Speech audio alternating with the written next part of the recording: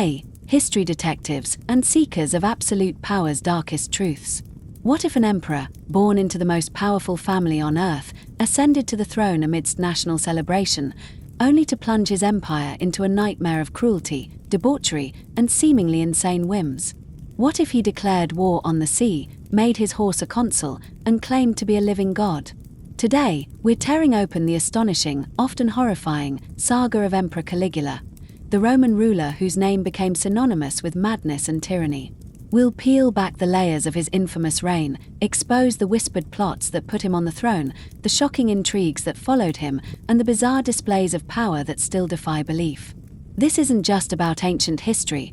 It's a raw, unfiltered journey into the heart of a man who pushed the boundaries of human depravity and absolute authority. Get ready, because the true story of Caligula is a relentless tale of ambition, vengeance, and a legacy that still sparks furious debate about genius and depravity. Our story begins not with a monster, but with a golden boy, a figure of immense hope. Born Gaius Julius Caesar Augustus Germanicus in 12 AD, he was the son of the beloved Roman general Germanicus and Agrippina the Elder, a granddaughter of Emperor Augustus.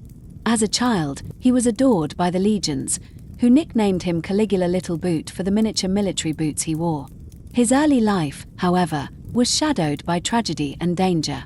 His parents and brothers were systematically eliminated by the paranoid Emperor Tiberius, leaving young Caligula an orphan, constantly under suspicion. This brutal upbringing, filled with loss and the ever-present threat of death, is often cited as the crucible that warped his mind, perhaps fueling a deep-seated paranoia and a thirst for absolute control. When Tiberius died in 37 AD, the Roman people rejoiced. Caligula, now 25, ascended to the throne amidst overwhelming popularity. He was seen as a breath of fresh air, a return to the glory of Augustus. He began his reign with popular reforms, releasing prisoners and abolishing unpopular taxes. But this golden age was tragically short-lived. After a severe illness in 37 or 38 AD, Caligula's behavior took a dramatic, terrifying turn. Some historians speculate this illness, possibly epilepsy or encephalitis lethargica, fundamentally altered his personality, unleashing the madness he would become infamous for. Others argue he was simply the first emperor to truly grasp the absolute nature of his power and chose to wield it without restraint, deliberately antagonizing the Senate and the old Roman elite. Regardless of the cause, the beloved prince transformed into a feared tyrant, his reign becoming synonymous with cruelty, lust, and a chilling self-deification. He began to demand worship as a living god, a shocking affront to Roman tradition, setting the stage for a series of bizarre and audacious acts that would cement his legendary infamy. Caligula's reign was a spectacle of power, often so bizarre that it blurred the lines between calculated mockery and genuine madness.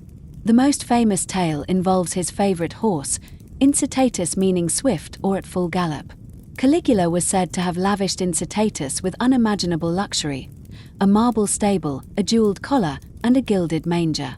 The horse reportedly had 18 servants, 8 oats mixed with gold flakes, and was dressed in purple, the color of royalty. The most audacious rumor: Caligula allegedly planned to make incitatus a Roman consul, the highest political office, and even a priest. While ancient sources are clear this never fully occurred, the very threat, the mere suggestion, was a powerful and bizarre display of his absolute contempt for the Roman Senate, a deliberate mockery intended to humiliate the elite and demonstrate that a horse could perform a senator's duties just as well as any of them. It was a perverse sense of humor, a calculated insult that resonated through the ages. Then came the infamous war on the sea.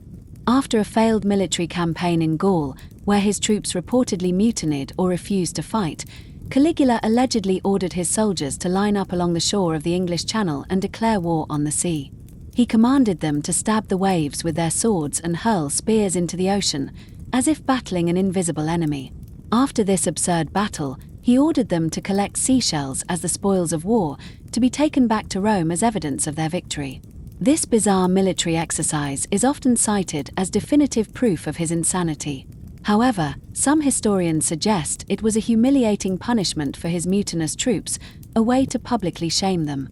Others argue that seashells might be a mistranslation of conky, which could also refer to captured British enemy ships, making the act a symbolic triumph over a naval foe rather than a literal attack on the ocean. Regardless, the image of a Roman army attacking the sea remains one of history's most bizarre and enduring tales of imperial eccentricity. Finally, there was the colossal bridge of ships across the Bay of Naples. To defy a prophecy that he would no more become emperor than ride a horse across the Bay of Baiae, Caligula ordered a 2-mile-long pontoon bridge built across the bay, linking the towns of Baiae and Puteoli. This was a massive, pointless engineering project, consuming vast resources. For 2 days, Caligula, reportedly dressed in full battle armor and a crown of gold, rode back and forth across it, reveling in the spectacle. He even allegedly lured an unfortunate group of people onto a deep section of the bridge and had them drowned as a sacrifice to the sea deities. While some historians debate the exact details or even the full construction of the bridge, the story stands as a testament to his boundless ego and his willingness to undertake monumental, extravagant projects purely to demonstrate his absolute power and mock those who doubted him. These acts, whether born of madness or calculated contempt, were designed to shock, to dominate, and to leave no doubt about who held ultimate authority in Rome. Beyond his public spectacles, Caligula's private life was a cesspool of scandal, depravity, and a chilling disregard for traditional Roman morality. The most persistent and damaging rumors involved his incestuous relationships with his sisters, particularly Julia Drusilla.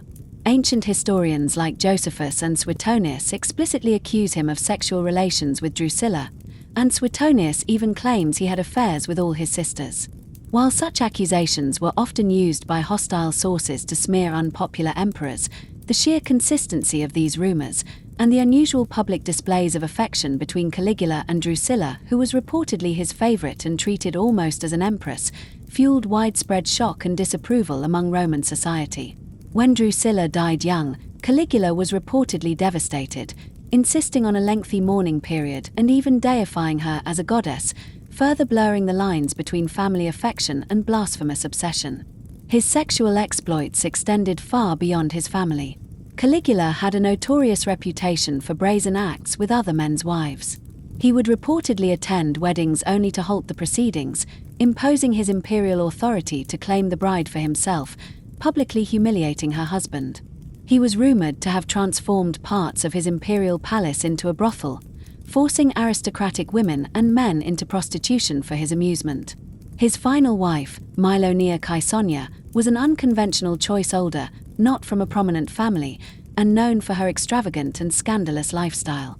Their marriage, though seemingly passionate, only added to the gossip surrounding his unconventional desires. But perhaps most disturbing were the tales of his cruelty and sadism. Caligula was notorious for his vicious and extravagant acts of torture and murder. He allegedly forced families to witness the executions of their own children, demanding that they smile and cheer before executing the relatives as well. He was rumored to have silenced a man pleading for his life by having his tongue cut out before a brutal execution.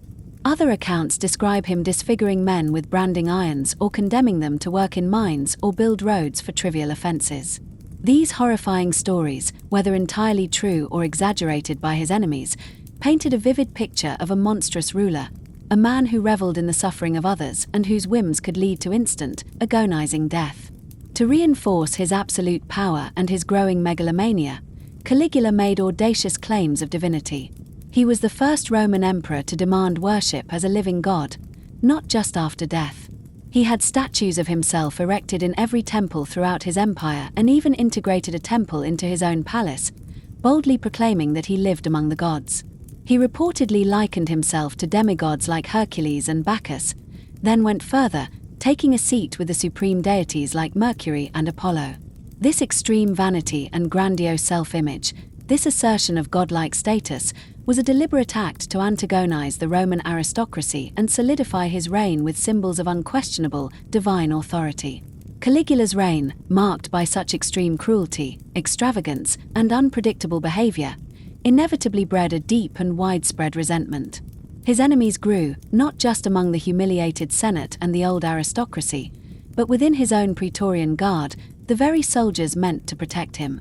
His constant purges, his public humiliations, and his increasingly erratic demands created an environment of pervasive fear, where no one, not even his closest advisors, felt safe. His alleged paranoia, perhaps a symptom of his rumored illnesses or simply a logical consequence of his tyrannical rule, intensified. He became increasingly suspicious, seeing conspiracies everywhere. This climate of fear, ironically, made the very plots he feared inevitable. High-ranking officials, senators, and individuals who had personally suffered under his rule began to conspire. They saw his death as the only way to restore order, dignity, and safety to Rome. The plot culminated on January 24, 41 AD. Caligula, now 29 years old, was attending the Palatine Games, a series of theatrical performances. As he was leaving the theatre through a secluded underground passage, he was ambushed by a group of conspirators, led by Cassius Chaerea, a tribune of the Praetorian Guard whom Caligula had frequently mocked for his effeminate voice. The attack was swift and brutal. Chaerea struck the first blow, followed by other conspirators. Caligula was stabbed repeatedly, reportedly over 30 times, dying a violent, ignominious death. His wife, Caesonia, and their young daughter, Julia Drusilla, were also murdered shortly after, ensuring no direct heirs remained to avenge him. The Roman people, initially stunned, soon erupted in celebration. The Senate immediately declared his memory condemned, attempting to erase his reign from history. His assassination marked the end of a brief, bloody, and utterly unforgettable reign. Caligula's life, a whirlwind of ambition, madness, and unchecked power, remains one of history's most chilling cautionary tales. So, what are we to make of Emperor Caligula, the golden boy who became a tyrant, the man who made his horse a consul, and the ruler who declared himself a god? His story is a whirlwind of contradictions, a testament to a man who was both fiercely intelligent and alarmingly impulsive, a figure whose actions still spark furious debate centuries later. His legacy is not simple. He remains a figure of intense fascination and heated argument, a poster child for tyrannical excess, even if many of the most outrageous stories about him were exaggerated by hostile ancient historians. He embodied the seductive dangers of absolute power, revealing how unchecked authority can corrupt even the most promising individuals. His reign, though brief, left an indelible mark on Roman history, a chilling reminder of the fragility of justice and the terrifying potential for human depravity when insulated from consequences. Caligula's tale forces us to confront uncomfortable questions. How much of his madness was genuine illness, and how much was a calculated performance to assert absolute power? How do we separate historical fact from political smear campaigns? And what happens when a leader's ego becomes so inflated that they truly believe themselves above all laws, human and divine? His name echoes today not just as a historical curiosity, but as a timeless archetype, the charismatic leader whose personal flaws become a nation's undoing. What do you think of Caligula's incredible, tumultuous life? Was he a madman, a calculated tyrant, or simply a product of a brutal system? Let me know your thoughts in the comments below. And if this journey into ancient intrigue and imperial madness intrigued you, hit that subscribe button. Because here, we're always unearthing the most compelling, controversial, and utterly vital stories that shape our world. See you in the next one.